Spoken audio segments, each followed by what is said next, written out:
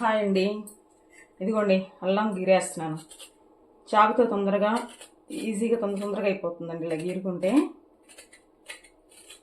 ఇదిగోండి ఫాస్ట్గా అయిపోద్ది అనమాట.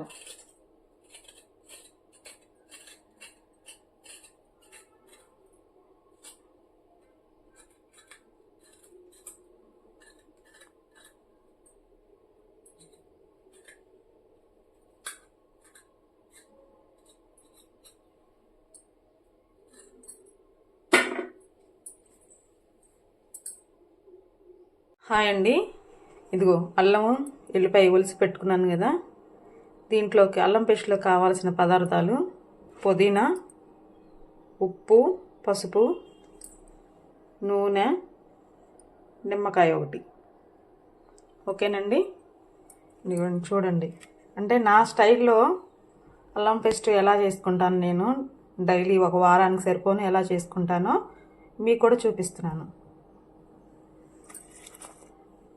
మిక్సీలోకి ఎన్ని వేసేసుకుంటున్నాను.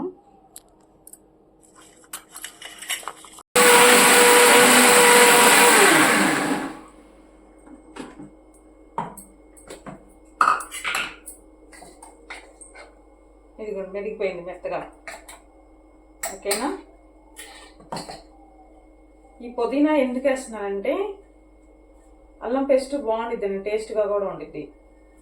అంటే స్మెల్ బాగుండేది కదా, మామూలుగానే పుదీనా దేనిలో వేసుకున్నా బాగుండేది కదా.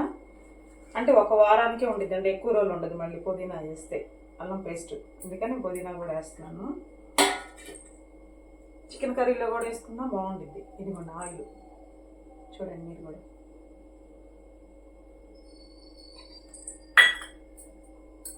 దీనిలోనే నిమ్మరసం వేస్తున్నాను.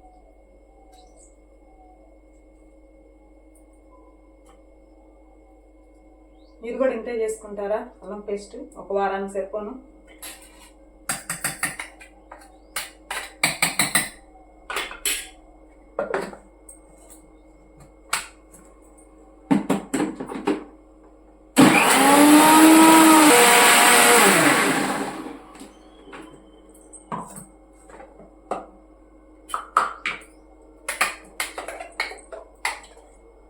ఇదిగోండి ఇలా అయిపోయింది.